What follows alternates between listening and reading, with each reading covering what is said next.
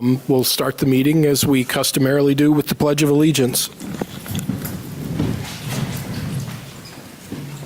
I pledge allegiance to the flag of the United States of America and to the republic for which it stands, one nation, under God, indivisible, with liberty and justice for all.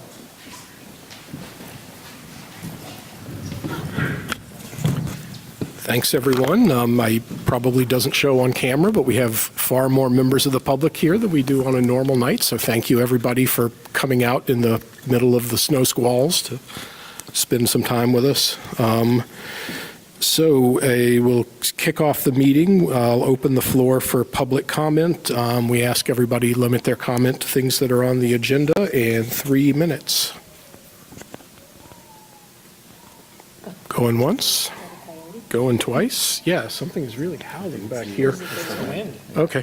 All right. Well, if that, we'll close public comment then at 5:15 because we actually got started a little early. So moving along, board comments and committee updates. Any committees meet since we were last together? Yes.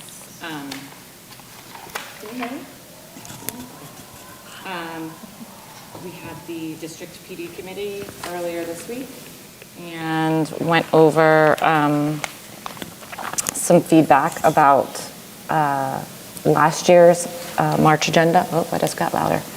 And looked at a draft schedule for the PD day in January, and then also talked a bit about brainstorming some ideas for the PD day in March. It's really interesting what gets put together, largely by Patty and Erica, and also the people, the teachers and paraeducators on the committee, what they were able to come up with for professional development. It's really impressive. Saying that as a teacher, taking my board hat off for a moment. So, good. Thank you. Any other committees? Yeah, I attended the school district budget presentation to the budget committee on Monday. I just wanted to take a minute to thank Todd and leadership team who were all out there. Not too late, fortunately, but well past the normal workday to present the budget. Things went well. I'm not going to steal Todd's thunder. I'm sure it's in his superintendent reports, but I just wanted to acknowledge their attendance and thank them. Okay, thank you, Todd. And I forgot to mention at the top, so Jeff Boyd, who is our representative to the Budget Committee, can't be here this evening, has an excused absence. Any other board comments or committee updates? I've got comments again on the Please. fair funding. Next Friday, December 12th, from 2 o'clock to 4, representatives from different school boards will be meeting with the Commissioner of Education, and they've got a list of thoughts that they want to converse with. So it's not going to be, it's more or less getting to know you, and they hope to have 3 or 4 of these meetings throughout the year. I can't make it. And then this afternoon, I attended a webinar from Reaching Higher New Hampshire about open enrollment, and it was very informative, and I can send the link to all of you, because I would suggest that you listen to it, because there was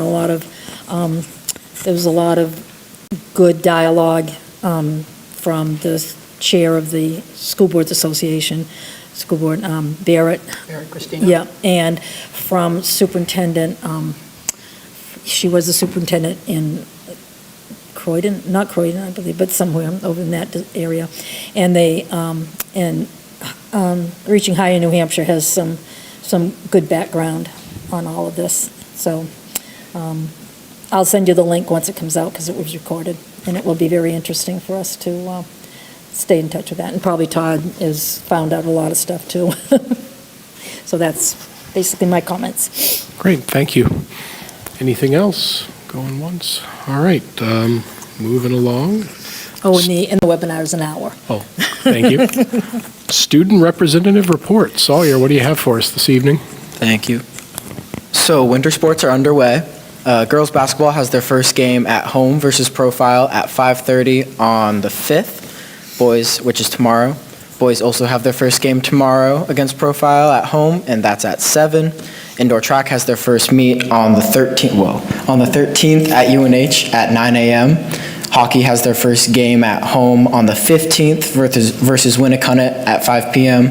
And swim has their first meet on the 6th, so this Saturday at UNH at 11:40. There's the craft fair this Saturday, the 6th, from 9 a.m. to 1 p.m. The senior class is hosting that. The chorus and band concert is Wednesday the 10th from 7 to 8 p.m. And then Ms. Cole would like to thank everyone who donated books, puzzles, games, and more for the student shopping event. The event will take place during the next 2 weeks, and she's still accepting books, crossword and word search books, puzzles, ornaments, games, and more if they're in excellent condition. Items may be dropped off at the school during normal school hours. And then next Tuesday, the 8th, is the career fair. So high school students have the opportunity to sign up for and listen to many different speakers based on different career paths such as business, government and law, military, education, and more. All good? Yeah, I'll say that I saw a portion of the pile of drinks and snacks that the senior class will be selling at the craft fair, and come hungry. There's going to be quite a bit there. All right. Superintendent report. What do you have for us, Todd? Well, I'm going to start with just a review. If anybody's paying attention, we had some snow earlier in the week, and it's always a good opportunity for me to just remind people of how the snow day process works. First and foremost, if you are out there and you did not receive a message from the school district on the snow day cancellation, it's probably because we don't have your accurate information in Infinite Campus. So if you are out there and you did not get that information, please contact your school office and make sure that we have your correct phone number, email, whatever it is you want us to send it to. So that's one thing. I did want to remind people how the process works, because it's the snow days are the bane of superintendent's existence. There is no perfect call to make. In fact, I made the decision to call school the night before because the prediction was it was just going to be a whiteout and so forth. And you get up and it's 9 o'clock and there's nothing coming down and people are tapping their toes going, gee, why? We could have had at least a half day and all that kind of stuff. So I do want you to know there's a method to the madness. First of all, whenever there's a significant snowstorm coming, the state hosts an emergency management call, and so all of the superintendents in the state the day before get a full briefing from the State Department of Transportation, from the National Weather Service, all of that, the best information we can get. And like I say, it still comes down to being a bit of a crapshoot.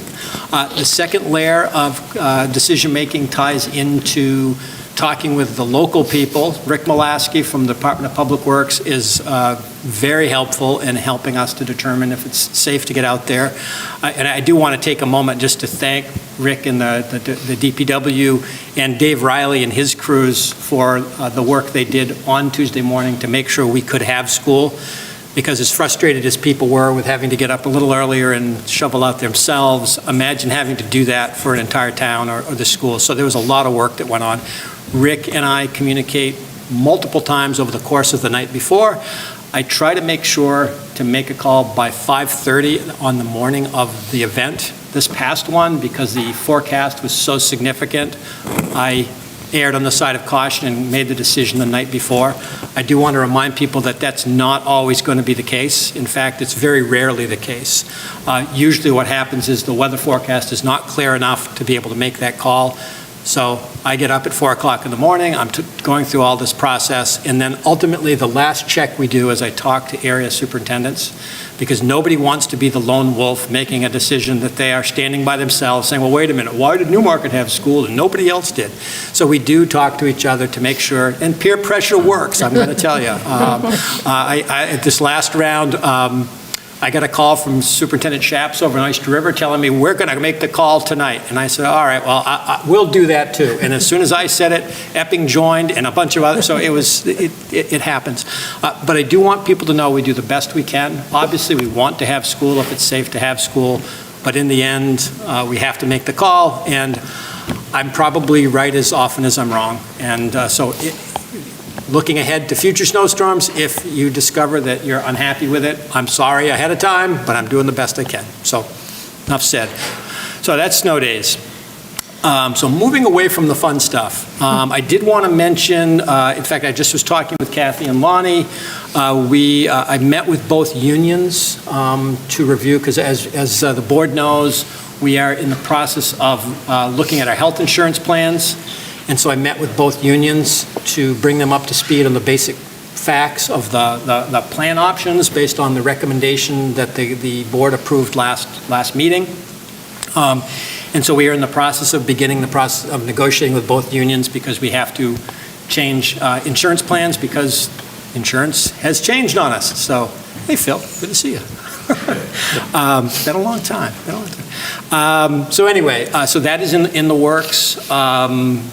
The NSSA, which obviously we all know, this is a bargaining year. We're almost ready to have an agreement, but obviously the insurance is holding that up, so that's the priority. So we're going to try to wrap that up in the next few weeks, and then obviously the teachers will do as soon as we possibly can. But I just wanted to let the board know that we are moving along on that, and as soon as I have dates, I'll get back to Dan and Gary, the negotiators for the teachers group. Shifting gears again to, as you pointed out, I did do a presentation Monday night to the Budget Committee. I think it went pretty well. Monday night, December 8th, is the question and answer session, so both Steve Fournier and myself will be there. They've already sent me a dozen questions to answer, and I will be presenting and answering their questions. But again, I thought it went very well, and obviously Jeff Boyd, he's the board representative to that, and he was there. So enough said on that, and we'll talk a little bit more about budget stuff later on in the agenda. I did want to just, every time I go to a superintendent meeting, I have a regional group called the Southeasters. I come back nervous because we end up talking about legislation, and inevitably there is a lot of paranoia around what might come out of the legislature in the upcoming session. One of the things that we talked about a lot was, there were a number of bills that were being talked about during the last session that didn't come to fruition, but seem to be being brought back out, and they look like they have legs in the upcoming session. I'm told January 7th is a very critical day, because a lot of those pieces of legislation are going to be brought to the floor. Things that we should be very aware of. There is talk of a SAU consolidation, which is something that I think Newmarket should take particularly seriously. One of the things that's coming out of that is the notion of, changing the structure of SAUs to be more of a county-based structure. So if you can imagine Newmarket being part of Rockingham County, we would go from having 1,000 students represented by a superintendent to having 40,000 students represented by a superintendent. So clearly that has a ramification in many ways. It certainly changes the dynamic. I'm not going to take a firm stand on it other than from a personal standpoint. I don't think I would want to run a 40,000 student school district, but it's something to be aware of that is out there. So we should keep tabs on that. I'm also told that the tax cap legislation that had some traction is back. And just to remind you, I mean, we're proposing a budget with a 4.35% increase, which is really, in my mind, and I think the board's as well, a fairly bare bones budget. If we were subject to the tax cap based on the current standards, we would have to shave another 1.5% off that, which is pretty significant. So it's just something to be aware of. So that's something that's out there. As Kathy has brought up, open enrollment continues to be a topic of discussion. Patty and I are involved in a group, it's a regional group sponsored by New Hampshire Learning Initiative, and it's a regional group trying to come up with strategies to deal with open enrollment, treating it as if it happens, what are the things we're going to need to be able to do. A lot of it is going to tie into how do we define ourselves as a district in that environment, and I think we need to be ready for that. And one that Actually, it's funny, there are certain things that will be more controversial. You'd think that the money things would be the big thing, but I got to tell you, I was surprised at how strongly superintendents feel about the after Labor Day potential start date.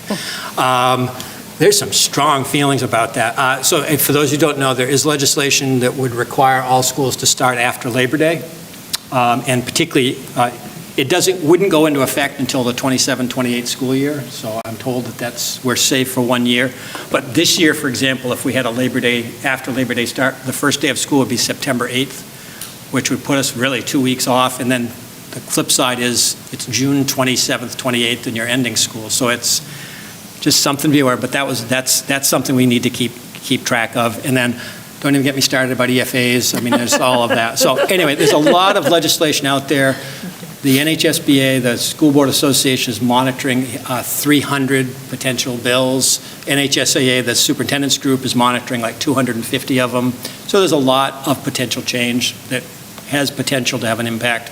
And in past generations of the legislature, I kind of thought, well, no, cooler heads will eventually prevail. I think we need to pay very close attention. I really do, very close attention. And that is all I have for now. I thought you told me school board chairs were the bane of a superintendent's existence. Well, that's a private thought, Dan, private thought. That's what you said when Gary was in charge. All right, moving into discussion items. We have from the junior, senior high school, AmyBeth Taylor, and some students from the National Honor Society to talk about their passion projects.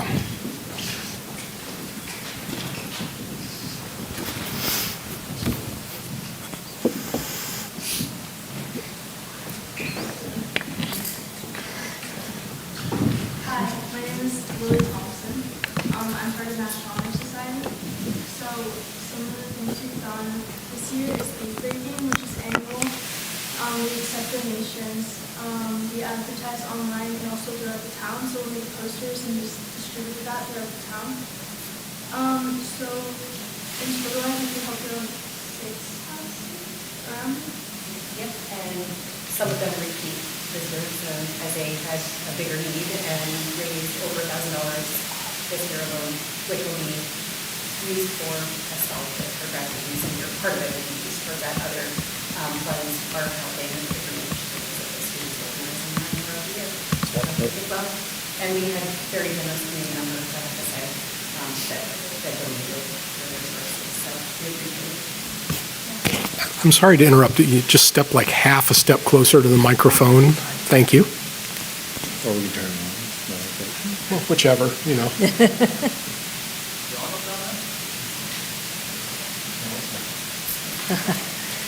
That would explain it. Where's that? Test 1, 2. Okay, you're up. Thank you. Do you need me to repeat anything or? We heard it fine. Okay, okay. We're good. So the next thing that we do is passion projects. So, so each member will choose something that they're passionate about. So, for example, last year, at least McKenna, or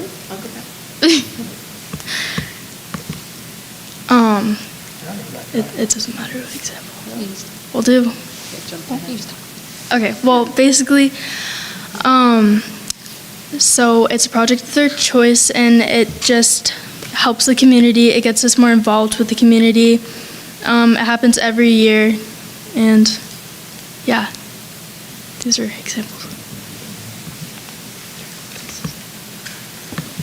Yeah, so this is our passion project slideshow that we kind of put together at the end of the year with everyone's passion project, and then we present it at the induction ceremony. You can introduce yourself. Oh yeah, I'm Magnolia Redmond. I'm also a member of the National Honor Society. So another thing that we do is called the Breast Cancer Walk. It's a volunteer opportunity that we do every year, and it's a really fun event. A ton of people go, and we help we set up the tents and set up the activities, and then we'll direct people throughout the walk and just kind of throughout the day, and then we'll help pick up at the end of the day. But it's a really fun opportunity. It happens in Exeter every year. And then looking into the future months in this winter, we had a meeting today actually, and we had our members talk about some possible projects that we could implement this winter. So some of them were like having a clothing drive, a baby supply drive, care packages, a snowman building contest, which we used to put on a few years ago, caroling, snow shoveling, salting driveways, and a board game drive. So these ideas are just ideas right now, but we're hoping to discuss them and try and implement them into actual projects in the winter months. Thank you. Want to add something about your experience so far? Want to introduce yourself too? I'd love to. Hello, my name is Simon Hartshorn. This is my first year here, so I did not do a passion project this year, or last year. But I was really happy to do trick or canning this year. So as many of you know, the government shut down. It was not a very nice thing. People weren't getting paid, no one was bringing home money, and it was a hard time for everyone in America. So the trick or canning, especially this time of year, it was very important. People donated food, and on such short notice, it was moved. Instead of it being on the Thursday it was planned for, it was on the Wednesday. So people had less time, but still. I'm not exactly sure how much food was raised, how many pounds. It was very influential in helping people get back to their feet. We went around, put flyers up on houses, and later, the day before normal trick-or-treating, when it was supposed to be, we went around, picked up the bags of food, and brought them to the food pantry, which then it would be distributed to people of Newmarket. Awesome. Thank you. We raised just over 2 tons of food. Yeah. I'm going to introduce Lily to come back up because Lily is here, double duty here, also representing the National English Honor Society, which is in its second year at Newmarket High School. Yeah, so we have people called writing tutors. This is our poster that we've hung up around the school. And so students will come in if they need help with writing into the library, and our members will just help them with whatever they need help with. And occasionally we'll work with middle school ELA classes to provide writing help to students. So recently we helped out with the book fair at Newmarket Elementary School. Each month we plan a book display, and this month was empathy. So we each choose books that we think represents empathy, and we write a little segment on it. And then we participate on the youth advisory board at the Newmarket Public Library. So we're planning a community event for the upcoming Newmarket Unplugged event, which will take place throughout town on March 7th. And we have a goal of raising money for a senior for a scholarship, and that will be awarded to a graduating member of National English Honor Society. Great. Thank you so much. Thank you. Wonderful. They're doing lots of good things, for not just this community, but also for the community. So we wanted to highlight some of the special projects that they've done and what they are looking forward to doing throughout the rest of the year. And thank you to Appreciate you it. too, Thank because you. these activities don't happen without wonderful advisors. So thank you. Very well. Clayton Jock is the co-advisor of Yep. the National Honor Society this year as well. So splitting the duties is great. Thank you. Thank you for doing it. Thanks for letting us share a little bit. Thank you. All right. After, it's going to be a tough act to follow, but that we have representatives from the Charter Commission here tonight, including the chair, State Representative Toni Weinstein. For those who didn't follow along, the Charter Commission is a thing everybody. that the town typically elects to do roughly every 10 years or so, where a group of people are elected to go through the town charter, just make sure that it still says the things we want it to say, accomplishes the things we want it to accomplish, and, you know, consider other changes that we could make to it. And, you know, the commission did an enormous amount of work this year to get through everything and really put a lot of thought into it. And I'm not just saying that because I was part of it. It really was a really interesting, fascinating experience. And some members of the Charter Commission, I'm going to keep talking until he gets that microphone fixed. Some members of the Charter Commission have come tonight to share with us a presentation and just some commentary on what changes are being proposed to the charter and the thought process that went into that. When everyone goes to the polls in March on Election Day, there will be some warrant articles on the town side that will have to do with the changes that we're proposing to the charter. And again, we'll get for anyone watching, we'll get a presentation on that to help inform everyone's decision. I'm Stan, you can do it. 5 more minutes. I'm running out of things to say, so thank goodness. Thank you, Toni. Before I start, let me just say, I obviously was listening to your comments about legislation, and January 7th is when we vote on all of the retained bills. So these are bills that we had hearings on. Some of them have been drastically changed. So we might have had a hearing on a bill, but then it was a replace all amendment, and that happened in the committee that I'm on. So we'll see kind of where things go in January. And then we kind of kick it off from there. So all the new legislation that you mentioned. But as you can imagine, everybody's very nervous right now. Yeah. Yeah, and I think we have something like, I don't know the exact number, but it's like 1,400 bills this year. It's a record number of bills, so it's going to be a busy season in all areas, so not just education. So pay attention. So with that, I'll put my other hat on. Thank you for having me tonight. My name is Toni Weinstein, and I serve as the chairperson of the Charter Commission. And I'm here to present our findings, and I just really appreciate the opportunity to share our work with you.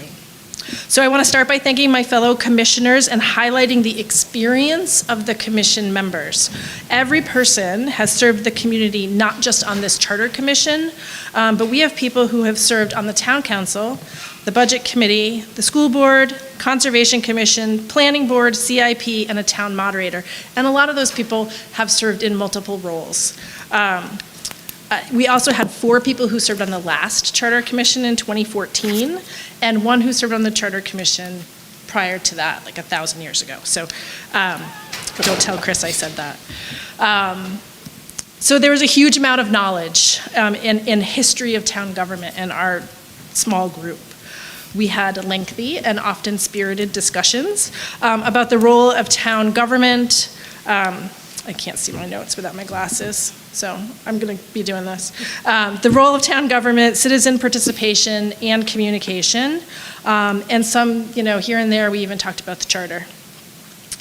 While we looked at the whole document, some of the things that we focused on were the role of the Budget Committee, the relationship between the town manager and the council, how the CIP could best address the long-term needs of the community, and communication and collaboration among the elected boards in town.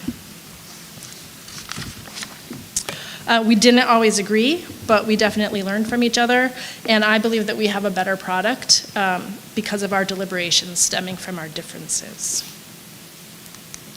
So these are just, really, don't feel like you have to read the slides. But so a little background. Voters approved the establishment of a charter commission in March, and then a special election was held in May.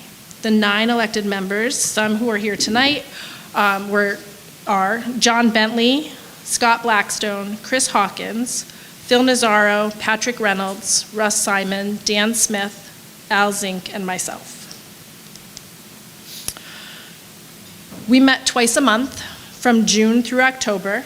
We met with key stakeholders, including the town manager and the school superintendent, the director of planning and economic development, representatives from the planning board, conservation commission, and arts, culture, and tourism committee, and then lastly, Steve Buckley from the New Hampshire Municipals Association.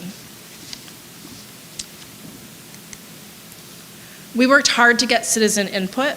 It was important for us to hear what people had to say and to gauge people's understanding and interaction with local government.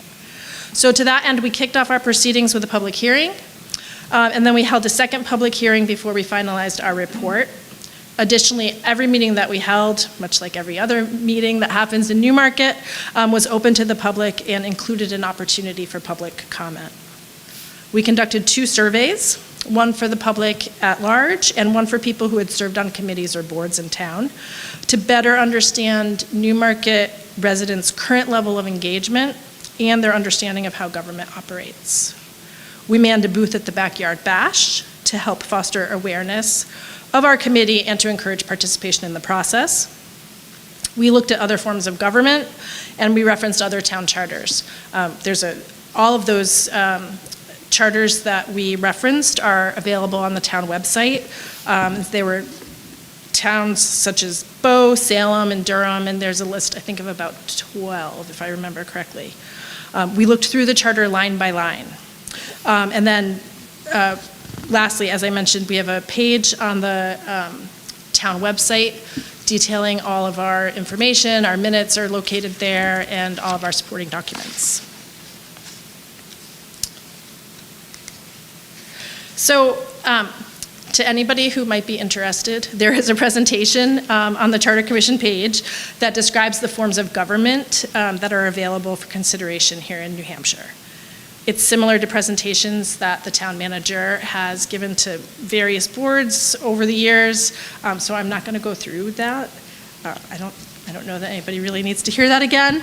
But after careful review and thorough discussion, the commission decided to make no change to Newmarket's form of government.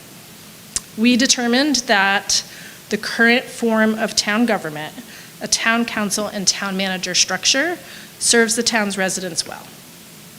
So it's important to note that the commission has no jurisdiction over the Newmarket School District, as you know.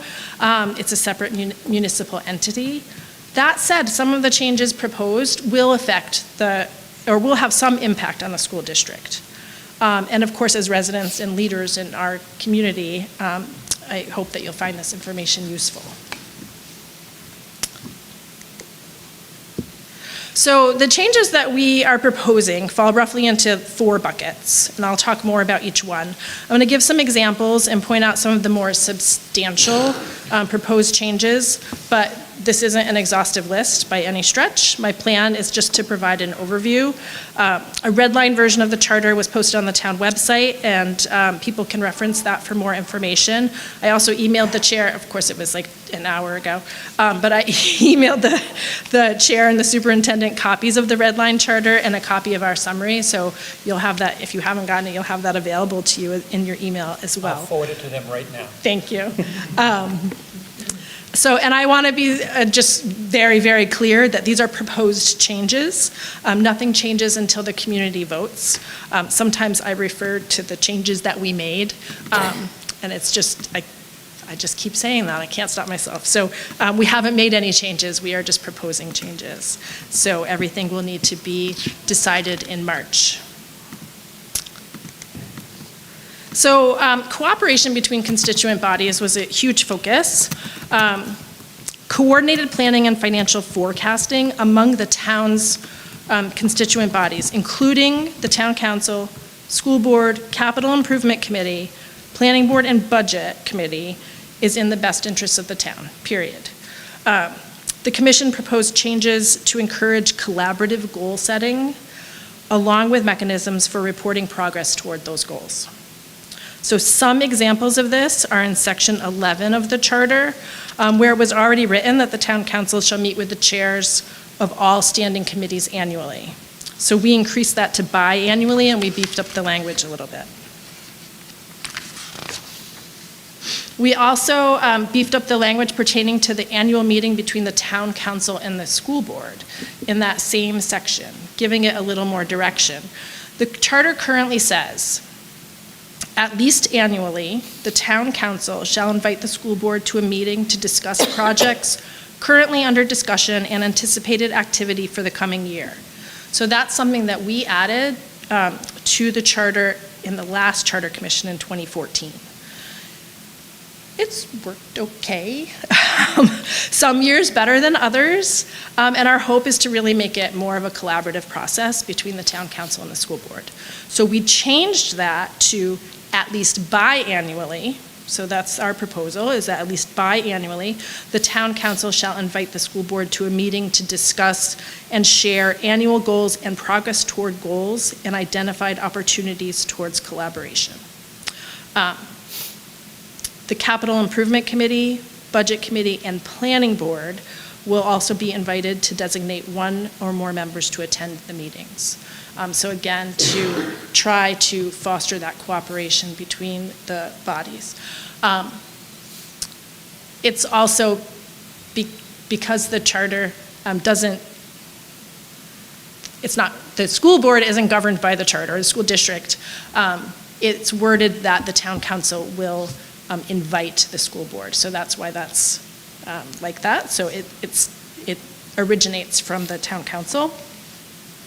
We also spent quite a bit of time on section 4.9, which deals with department goal setting. We thought it was important for the town council and the town manager to work together to develop and monitor department goals. So, and that's goals for, public works or the police department, not for individual department heads. I'm going to talk more about the CIP in a minute, but with this idea of elected bodies working together, in section 5.7, we included the planning board and school board in the entities that will receive a copy of the CIP. So just, again, making sure that, obviously you have your own capital improvement plan, but making sure that you're aware of what the town's plan is as well. So the budget committee. We had a lot of discussion about the budget committee, including whether or not to keep it. And again, we met with the municipal association and we heard from the town manager and the superintendent on this issue. I went back and I watched, because we presented to the town council last night, and so some questions came up and I went back and I watched the meeting where we met with Steve Buckley from the New Hampshire Municipal Association, who really talked a lot about the budget. And then I plan to actually go back and watch the meeting with the superintendent and the town manager, because it was they were both really informative discussions, and I highly encourage in your free time to go and watch those meetings as well. It's been challenging to find people to run for the budget committee. That's not, I don't think that that's a secret. And one of the issues seems to be a lack of understanding of the function of the committee. The budget committee's role has gradually eroded over the years, and the commission believes that the budget committee should be restored to its role in the budgeting process to enhance public confidence and encourage more widespread participation in town governance. So we're proposing decreasing the number of members from 11 to 9, so that would be 7 elected members and then the representatives from the town council and the school board, to try to help alleviate the difficulty in finding people to run. And then we also added a statement reiterating that it is the budget committee's role to present the budget at the deliberative session.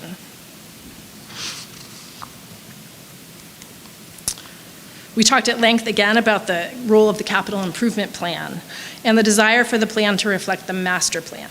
So one option could have been to forego a CIP committee and let the capital improvement planning function fall to the planning board.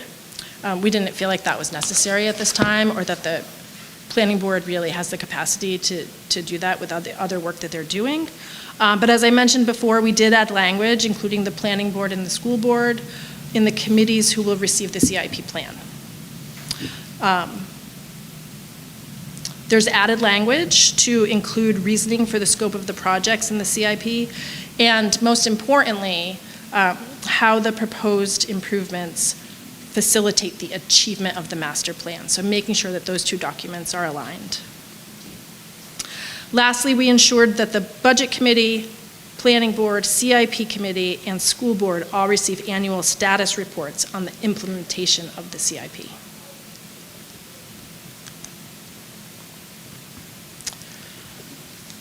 So as I mentioned in a previous slide, we added language to section 4.9 around department goal setting, and part of the reasoning of that was to make sure that the town council was part of the process of developing and monitoring goals for the town departments.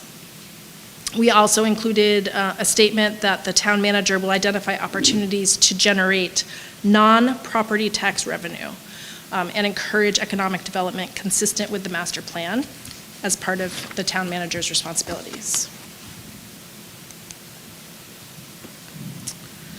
I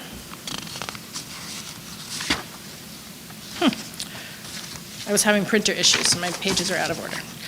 So this next section, this isn't really changes that we're proposing, but through our work, there were themes that arose. So the charter is only as good as the people implementing it. It's necessary for the community to be aware of the charter and to make sure that they hold the council accountable to the provisions in the charter, and for the town council to hold themselves and the town manager accountable to the document as well. It's also recommended that impartial training be provided to all committees and boards about their roles and responsibilities. The town has made a significant effort to keep residents informed, but it's challenging to keep up with everything. We all know we're busy, especially in the current media landscape. So we want to encourage everyone to be involved and stay informed. Get familiar with the town charter, sign up for the town newsletter, attend the deliberative sessions for both the town and the school, and check out the town's annual report. I also want to remind people, everyone watching on Channel 8, that all meetings are public. Agendas and minutes are posted on the town website, and you can attend in person or watch on Channel 8. I think we need to normalize attending meetings again. And so our next steps, the final report and the proposed charter amendments were forwarded to the Secretary of State, DRA, and the Attorney General at the end of October. At this point, we haven't heard back, but if all is approved, you'll see these amendments listed as warrant articles on the ballot in March. And there are a lot of changes, and so how those are exactly added to as warrant articles, I'm not really sure how that's going to happen. They're usually grouped together. That's how we did it last time. So, there's a lot of work still that has to happen on that front. But with that, I would be happy to take any questions.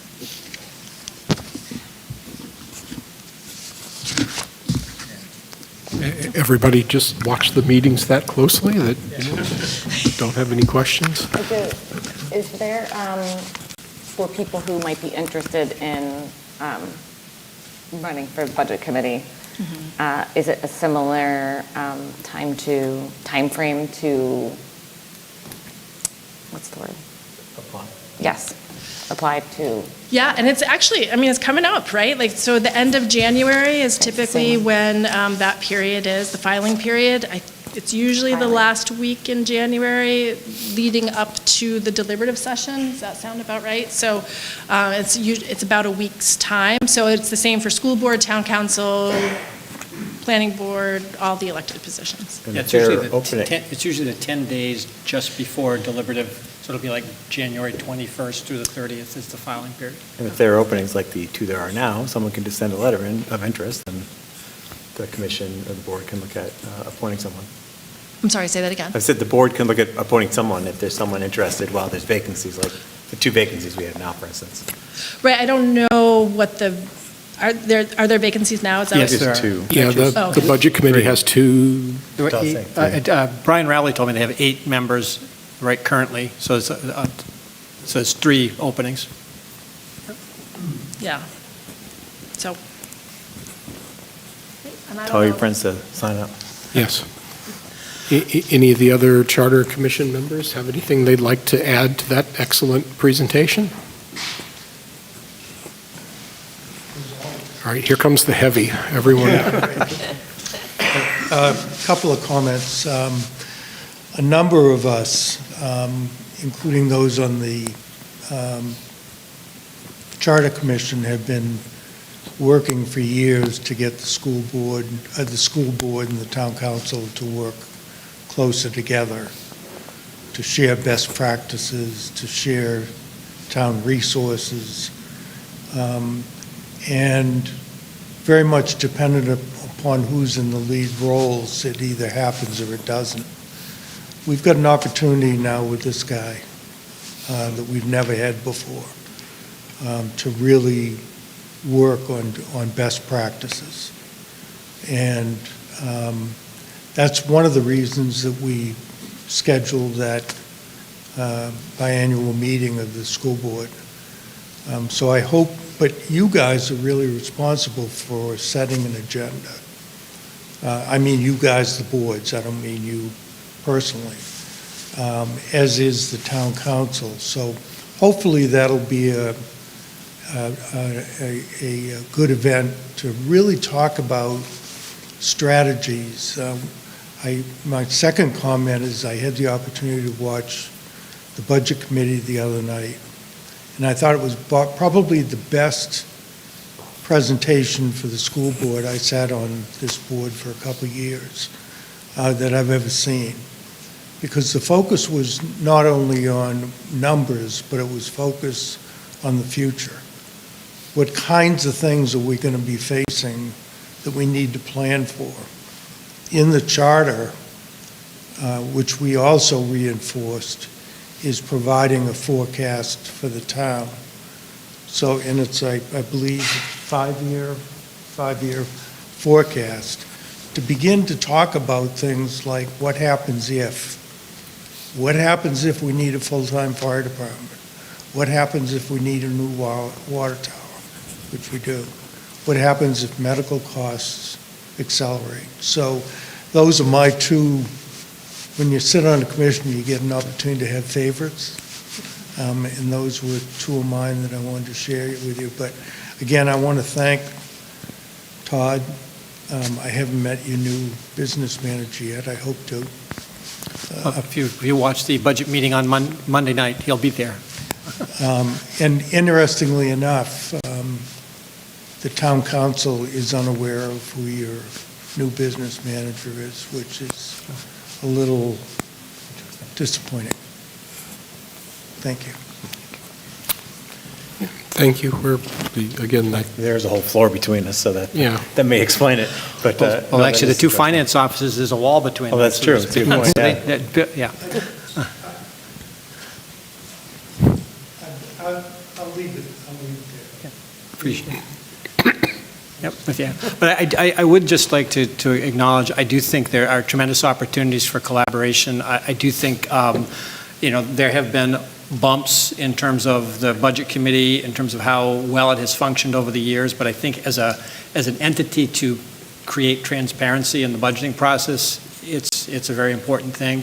I think the same thing can be said about the CIP committee, and frankly, the joint meetings between the town council and the board. We welcome those, but as you pointed out, Tony, we have to be invited, so that yeah. Well, we've always said that, and I'm rethinking about that tonight, hearing that again, because, we do need to be invited to a joint meeting, their meeting, but there's no reason we can't invite them to a joint meeting with us, where we're chairing the meeting, so.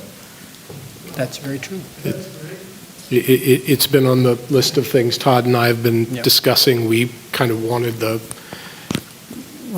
the charter changes to at least get through DRA and the Secretary of State to make sure that they didn't throw the whole thing back in our lap for some reason.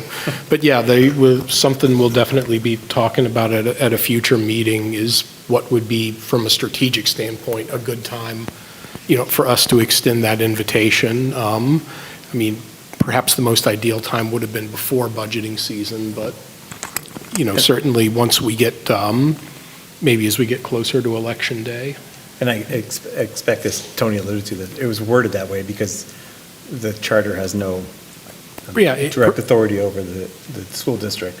So it's not intended to be a limitation, but just a clarification that it should be their action. There were people on this charter commission who were part of the previous one, and that was certainly everyone's recollection, was that the goal there was for, collaborative, strategic, and financial planning on the part of the two bodies.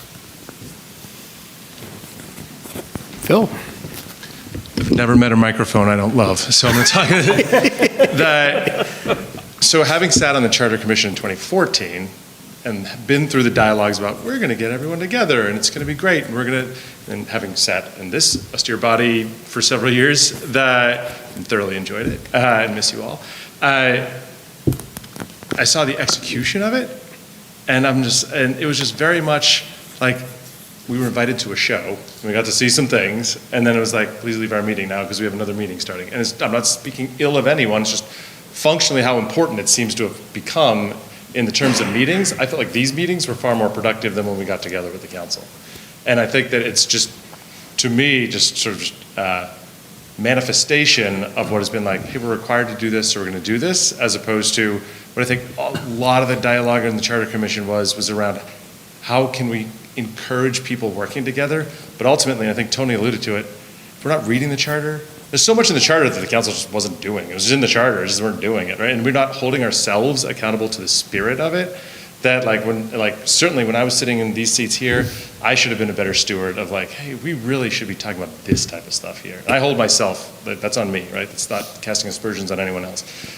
So I would just ask you all as our elected servants to, regardless of like when the invitation comes, the spirit of it, like, please don't falter the way I did and allow the dog and pony show of like, here's what we're doing and we're cramming this in before another meeting that has to start, because that's not servicing anyone. Yeah, having been the chair and helped create the agenda for two meetings, joint meetings, yeah, I say it's not something we think about ahead of time enough. It's kind of like you get an invite and, oh yeah, let's figure out something to meet about. Whereas it should be a dialogue with the board about what are we interested in discussing, and the council should be having the same discussion on their end, so we can get together and kind of find either common things, common threads, or continue conversations that we started previously.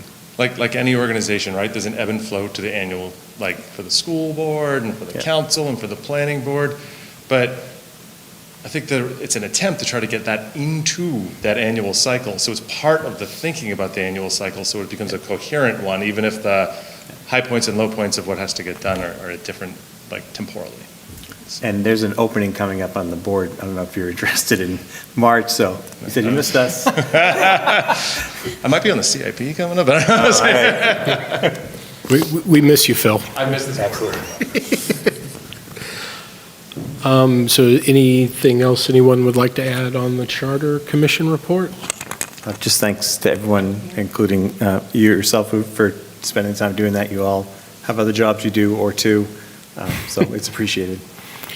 Yeah, it was a pretty unique experience, I thought, from my own thing. I can't say that I enjoyed being in council chambers until 9 o'clock some nights, but the conversations were really gripping at times, because you really start to not only think through what should we be doing differently, but honestly, we can write whatever we want in this document. Is anyone actually going to do it? And that became the real, one of the real focuses. I mean, you'd like to just put your fist down and say, well, let's put teeth in this and nothing can happen until A, B, and C happens. But that's also kind of objectively ridiculous, because we have a town to run and people depend on the things that it does. So it really became how to create that system of probably more carrot than stick to try to get it. So thank you, everybody, for coming this evening, and my fellow commissioners, all the time that everyone put into it. It was a great experience. Okay, next up, we just keep raising the bar tonight, so I'm expecting phenomenal things from Patty and Sean as they come to show us the work they've been doing on the elementary school report card. This is so exciting. Yeah, I see they've brought arts and crafts to share with us, so. Yeah. Well, thanks for having us. Thought we would just start by giving like a little bit of a backstory of, we convened a report card committee with representation from each grade level at the elementary school. And we started actually in June, and starting these discussions and findings really of like the current report card. And we realized that, and we've known this actually for the past couple of years, that the report card is misaligned with English language arts and math. And I'm not going to say it's due to programming, but because of the programs that are implemented, it became quite clear that, oh no, the report card isn't really matching what we're teaching and what the students are learning. And so as a result, when Bridges was implemented, Bridges has, it's our math program, has a progress report, so the teachers weren't even grading on the NES report card for math. Instead, we were using the Bridges progress report because that was totally aligned to where the students were. So now here we are in year 2 of implementing MyView literacy, and we're finding the same type of challenges where teachers are trying to report out where students are with regard to the standards by that grade level within the program, but yet our report card isn't matching up again. So what we heard from our families is that the report card's very overwhelming and confusing. And we knew that we really needed to report out student learning by grade level standards, and also we want to include what are habits of learning, which is a newer terminology than we've used in the past. And habits of learning, what does that look like, how students communicate, how they work together for K2, and then grades 3, 4, and 5. Yeah, as Patty just mentioned, the report card that we were using was first drafted and put into practice the second year that I was at Newmarket Elementary School, so you're looking at about 10 years ago. Some of the feedback we got from teachers and parents is that the report card is just too darn long, or one that we're replacing. Very confusing for parents because it really got into, literally, I counted this afternoon, in 4th grade, there was 19 different things being measured in language arts. So, and it was very kind of convoluted, not very clear of what those are, and some of them were duplicates and conflicted with each other. So it was really hard and confusing, not only for the teachers to accurately give that feedback, but also for the parents to kind of synthesize all that information that's just literally being thrown at them. This is all this information for you there. So a lot of times parents were relying on our iReady reports that we generate and we send with the report cards, which is something we started to do with language arts 2 years ago and math and language arts last year and this year as well. And quite frankly, the report card as it stood for teachers was pretty inefficient as well, and really didn't convey to parents in a succinct manner what your child's strengths and weaknesses are, both academic but also those habits of learning and their social and emotional abilities. So we put the committee together. As Patty said, we met in June. We kind of took a look at report cards from surrounding districts, but ultimately we said, what does Newmarket Elementary School need to share with parents in terms of the standards and expectations that we're holding our students for this coming school year?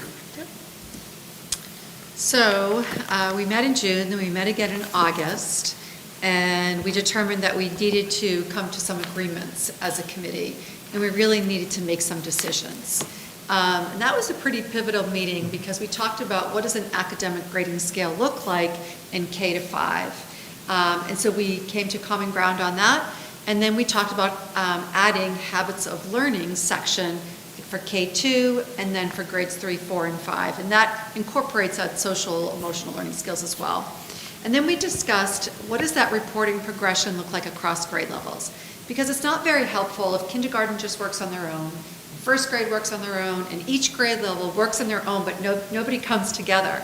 So every time we met, we were getting the teacher reps on the committee were going back to their grade level and getting feedback from their teachers. So we would kind of hash out the grading scale and the habits of learning. They would go back to their colleagues and say, what do you think of this? Does this represent grade 3? Does this represent grade 4? Then we would come back again. We had a September meeting. So we were constantly bringing back. The committees were truly stewards, representatives for their grade level, so that everyone's voice was heard. And this report card will not be a surprise to any teacher because really everybody had their hands in it.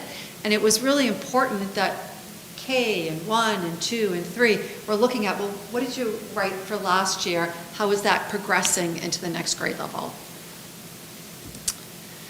So here is our academic grading scale for grades K through 5, and this was really a consensus that we came up as a committee, and again, brought back to the teachers in the grade level. So we really use terminology as, again, students are showing mastery of standards, right, on what they know and can do. So we're looked at exceeding. So this is new language. The student consistently grasps, applies, generalizes, and extends grade level concepts and skills independently with relative ease. That would be exceeding the standard. Meeting the standard, the student grasps key concepts and skills for the grade level and applies them effectively with limited errors. Progressing, the student is progressing toward understanding key concepts and skills for grade level, but demonstrates inconsistent understanding and application of concepts. And then beginning, the student is beginning to demonstrate an understanding of grade level key concepts. The student requires additional time and support.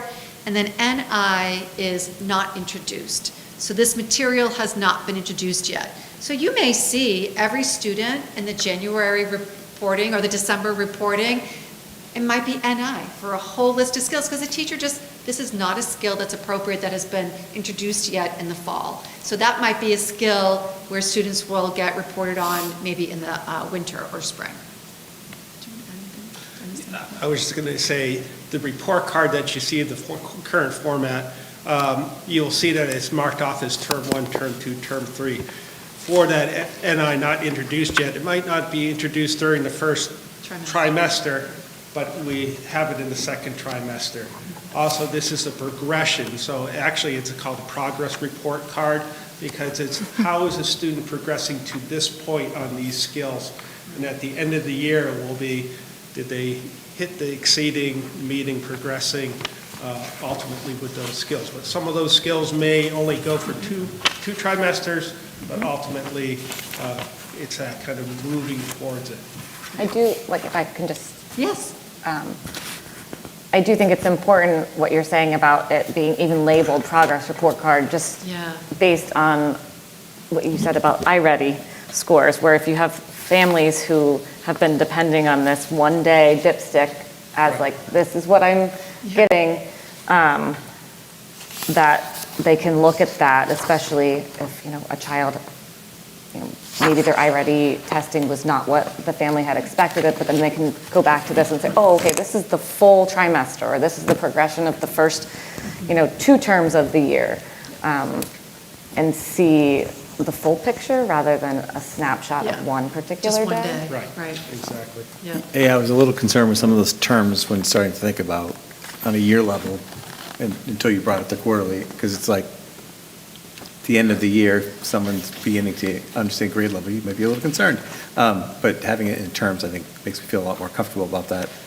I think with any change like this, there's also the educating the people on the form, and how to use the form is important, including parents.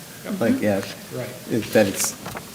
it is by term, and that having half the things not introduced is really normal in term 1 because.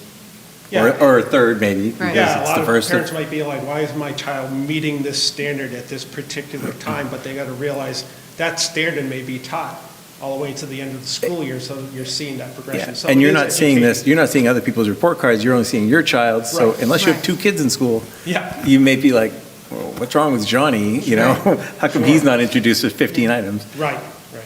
I do think it will be a relief because, as I said to Todd about a week after being on the board, that even being an educator, that the current report card was very challenging for me to understand.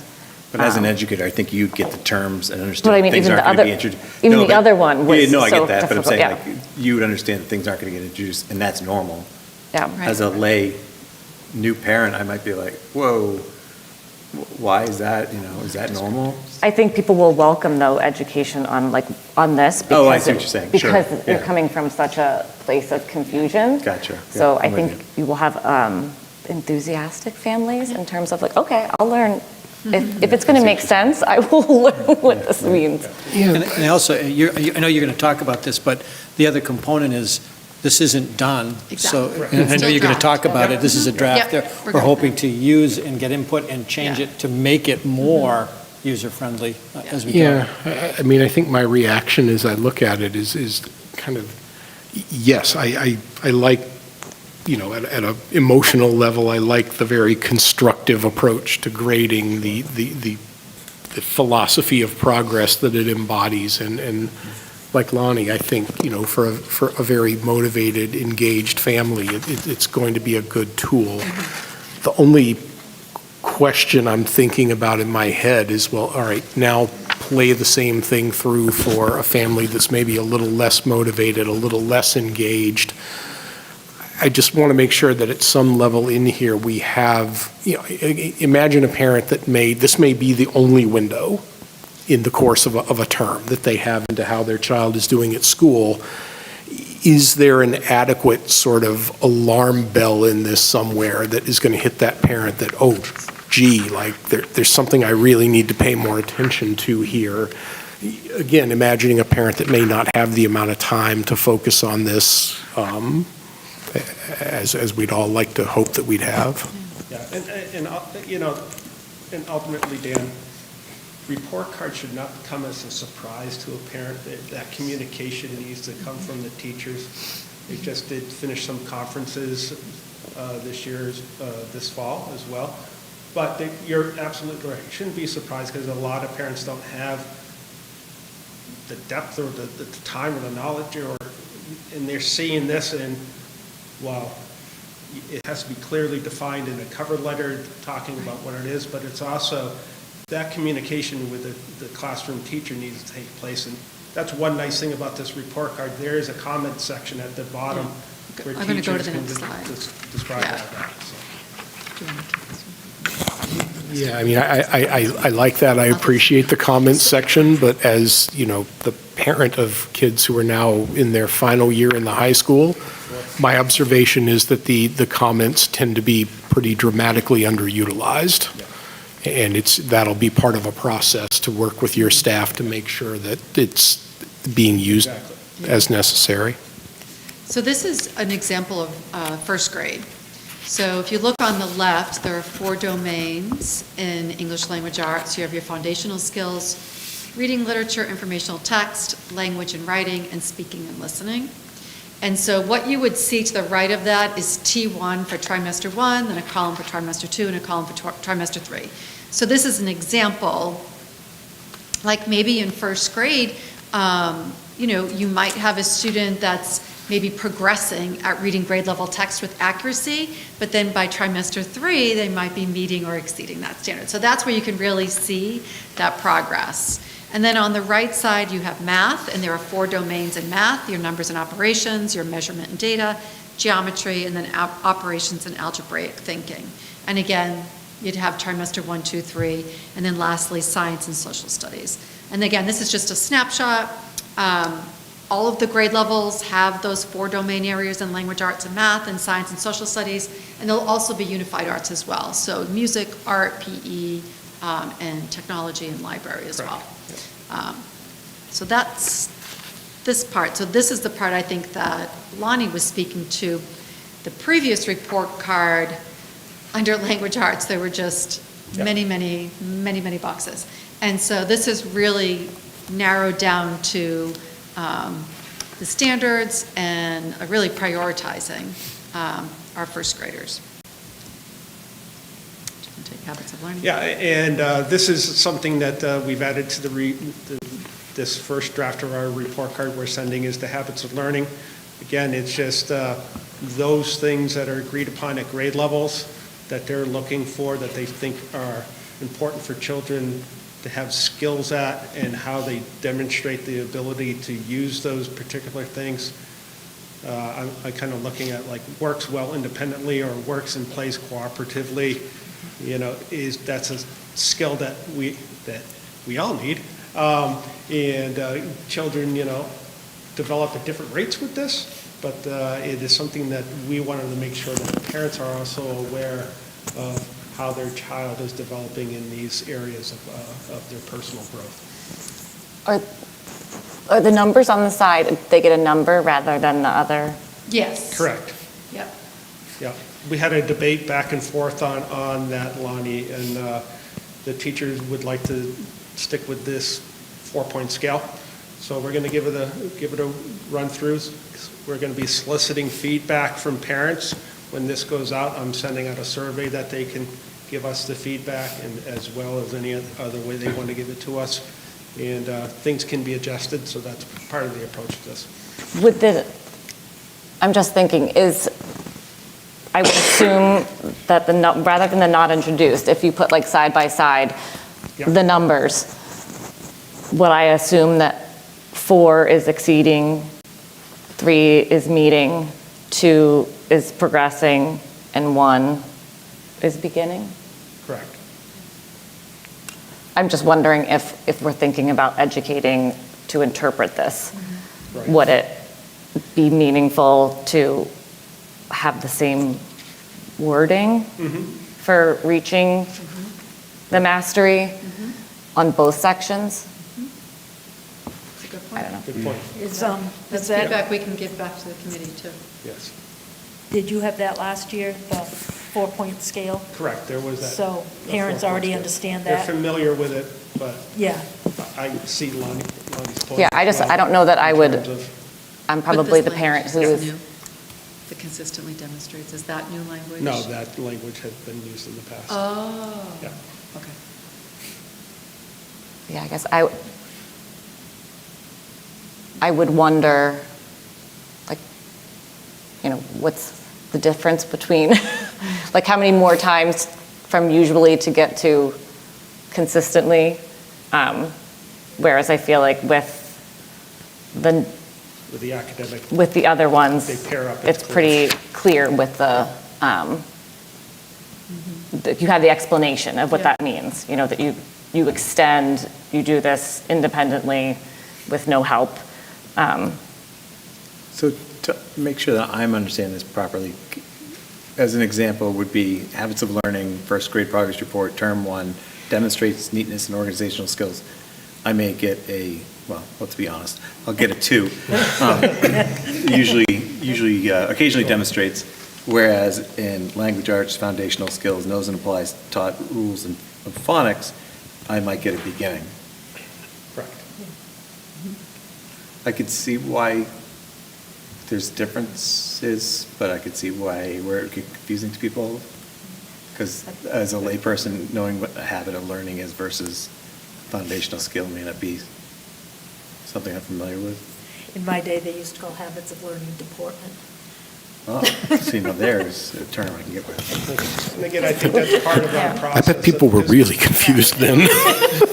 We use, and we're in the process of redoing our report card as well. And it gets tricky because we have to grade on a competency scale.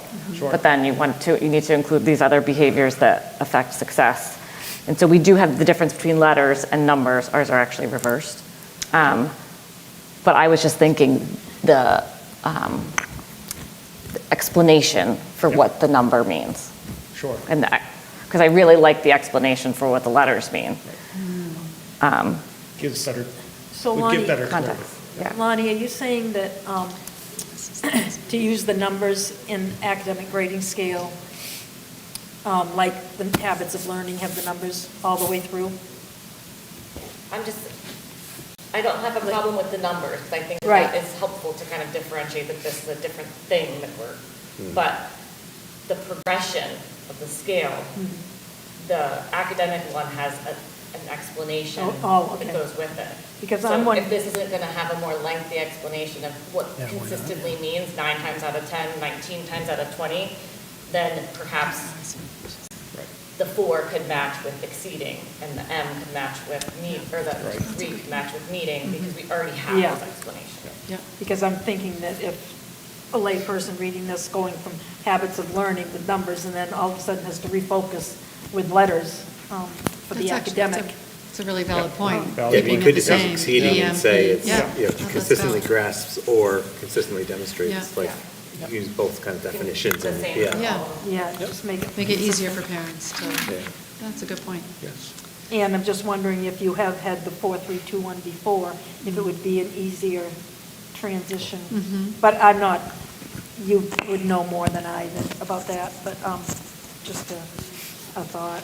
Yeah, that's good feedback. And also, having used comments extensively in my report cards, is there going to be more space? Yes, Yeah. this is just to fit on the screen, Yeah. but there's a big Yeah. block. Yeah, that block is going to expand as you type. Okay, so, Yes. all right. So now, will this be all on computer? This go-around for this year, we're going to be sending it home on paper, because with any changes that we get that we want to make based on feedback from parents, from boards, and from the teachers as well. We want to go in and put it into IC and then go back and tweak it again. Had a long discussion. But I'd rather have a Infinite final- Canvas will support this changing format. We can customize it however we want to. Correct. We don't need a new solution. Correct. Okay, Yeah, great. yeah. So it's something that is, once we have the final product and we present it again to you for your approval, that's when we'll go over some of it and get the IC. And perhaps some of the upper grades could learn about comments from elementary school, because I will say, with the confusing previous report card, that was the first thing I went to. Yeah. And that told The me. volume of kids you have is dramatically different, right, in high school versus elementary school. I teach 400 students, and what I do is I do a third of them in the first trimester, and then I give comments to a third of them in the next trimester, and a third in the last one. So You know it that is. leaves one person out, right? 'Cause What? 133, 130. I'm sorry. Are we not doing math? It is, I mean, I think it is I get what you're saying, but I do think that if there's a comment section there, it shouldn't be left open, and it says something that these teachers spend so much time, on something that's, confusing to families, clearly, and then, the comments that were the part that were the most clear in terms of that information. Well, I do think one of the things to keep in mind is, and you've made this point very well, Lonnie, is that the report card serves two purposes. I mean, certainly there's a record-keeping side on the school in terms of tracking growth, but it is a very important communication tool to parents and families. And to make it user-friendly for parents and families is critical. And I think that what the work has done here, I think, is to really simplify it, but zero in on what's important. And I think the next step, which I know you're going to talk about here in just a second, is to collect feedback, because the idea is to get to a place where things do make sense. Because I think, we've talked about great concepts like student-led conferences and all kinds of things, but those are much easier done when you have a common set of standards and language that you're working from. And so I think this is a very exciting Yeah, step. the teachers are really excited about it. And so the plan is to roll out in a draft format this new report card and reporting, and for the first trimester reporting. So that would be December 19th. And within that, Sean's going to have a cover letter for each parent to explain this process and kind of what parents were reading, and also to gather their feedback. So then we are going to work with Debbie Sigmund, most likely, create a Google form that we'll send home to families with just not a lot of questions, but to give us feedback on the report card, and taking the board's feedback as well, taking that for tonight. The committee will convene again to review all the feedback, make some last edits, bring it back to the teachers again, back to the committee, finalize that, and then we'd like to present that to the board. One more time, that's the plan. Right. And just for the record, ultimately, the board would need to approve any Yes. evaluation scale Yep, for your change. approval. So we will, at some point, where I view this as a pilot, Yes. that we are Yes. trying to Yep. make some changes, but when we get to a place where we're confident that this is what we're going to do, it would really require board approval, and it's in policy. Yep.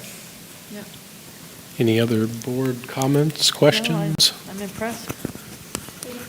Thank you. Yeah, I really appreciate the initiative. I remember getting my kids' first grade report card and thinking, I didn't do this much reading before we brought them home from the hospital.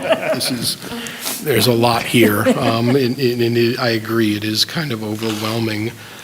My only thought, and this, again, is probably just not something you've gotten quite that far with yet, but I do think there may be one thing missing from your next steps, which is ongoing annual evaluation, not to overhaul it on an annual basis, but to, Sean, to your point about the 19 items under language arts, I'm sure none of those are there by accident. Every single one of them at some point made sense to people. but then eventually you wind up with something that's just unwieldy because you continue welding bits and pieces onto it to address issues as they come up. So it probably at some level is just worth creating a standing committee. It doesn't have to meet weekly or anything, but at least once a year, take a step back and a holistic look and, are we on the path to recreating the same kind of monster that we put this in place to address?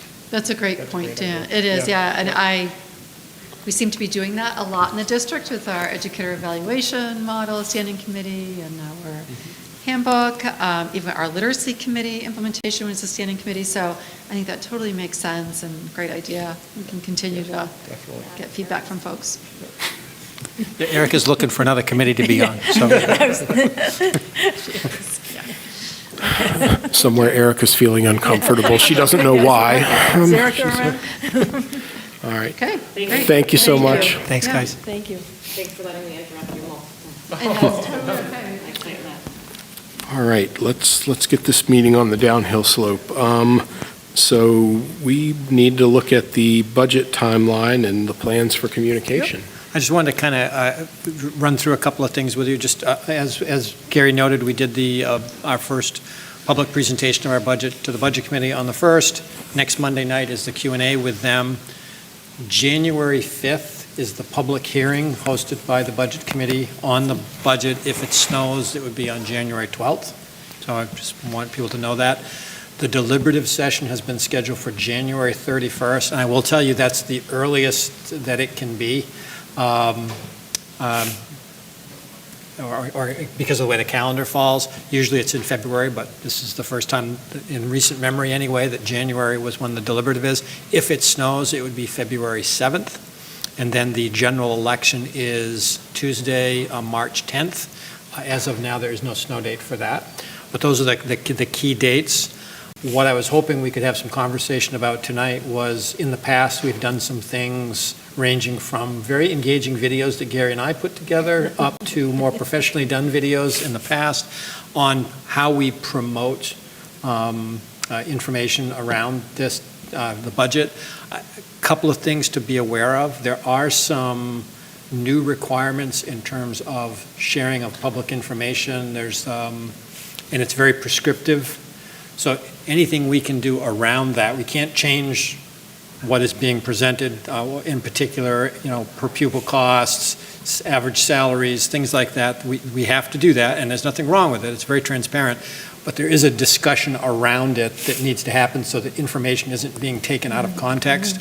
And in the past, we've tried to do that. We did in the agenda, you'll see there's a link to the budget flyer that we used last year, as well as the various videos that we had Dave Cartoonin create for us. I did meet with Dave Cartoonin again and have had some conversation about doing those professional videos again. But I wanted to kind of throw that out to you. Are there other things that you can see us needing to do to move the budget cause along? Any requests or suggestions? Okay, well, everybody, again, reach out to Todd if things occur to you. After the fact, just, we're always on the hunt for good ways to. Yeah, I think even just promote, continuing to promote on social media without any context, just reminders that this is happening. With facts and figures like the flyer. Was this flyer from last year? Yeah, this is the one we put together. Ellen created it last year. Okay. I like that template. In the videos, one of the things we did, and I think we can do even more so, the way the videos were structured, there was one that was like a broad overview of everything, and then there were like much shorter versions that you could push out.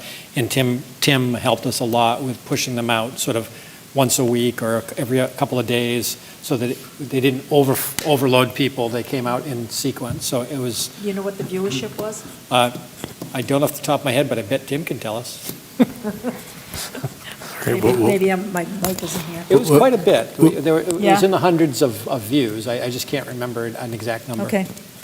We'll I haven't held my mic up here, so I'm not sure. For a future meeting. All right, we would like to acknowledge a very generous donation that, as I understand it, Jamie Hayes, our athletic director, was able to get from, looks like it's from a combination of Dick's Sporting Goods and the PGA, but it's $1,000 to help get the golf team program off the ground. And because it's $1,000, it does require board approval to accept it. And there is a requirement, there's some paperwork Jamie has to fill out by December 17th. That's why I rushed it onto the agenda this afternoon, even though it wasn't on the agenda yesterday. Is our policy up to $1,000 or up to and including? $1,000 and more, the board has to Okay, approve. thank Up you. to 1,000, I can accept. Thank you. And then you acknowledge. All righty. Let's move along to action items. I'd accept a motion to approve the minutes from our November 20th meeting. So moved. Thank you, Gary. Second it. Thank you, Kathy, for the second. Did anyone see anything in the minutes that needs No. editing or clarification? All right. All those in favor of approving the minutes from the November 20th meeting, please say aye. Aye. Aye. Opposed, none, and Jeff isn't here, but also I don't believe was at the meeting, so that aligns. I move we approve the December 4th, 2025 payroll and AP manifest totaling $940,717.08. Thank you, Gary. Do I have a second? Thank you, Lonnie. All those in favor? Aye. We are unanimous. We have a field trip. Todd, would you like to tell us a little about it? Well, it actually was a learning experience for me because I saw approved trip to Boda Borg, and I thought that was like some island in the Caribbean or something. Horrible, yeah. Apparently, down in Malden, Mass, it's an escape room, and the improv kids are going down on a trip to Boda Borg, and they will be having some wonderful experiences in the escape room. And my guess was that it was like a Pacific Islander themed restaurant, but equally valid. So I'd accept a motion to approve this out-of-state field trip to Massachusetts to Boda Borg. So moved. Thank you, Gary. Do I have a second? I'll second it. Thank you, Kathy. All those in favor? Aye. Aye. We are unanimous. We have a request for leave from a staff member. It's in the packet. I guess I won't belabor the details, but I'd accept a motion to approve it. I so move. Thank you, Kathy. Thank you, Lonnie, for the second. All those in favor? Aye. Aye. All right, we're unanimous. And last on the list, I'd accept a motion to accept the generous $1,000 donation from Dick's Sporting Goods and the PGA. So moved. Thank you, Gary. That leaves my job tonight. Thank you, Lonnie. All those in favor? Aye. Aye. And again, thank you so much to Dick's Sporting Goods and the Yes. PGA for that donation. And for Jamie for pursuing it. Yes, absolutely. Really appreciate it. We don't really have any need for a non-public meeting tonight, so I would accept a motion to adjourn. Thank you, Lonnie. And I'll second it. Thank you, Kathy. Our next meeting is here on December the 18th. All those in favor? Aye. Aye. We are adjourned.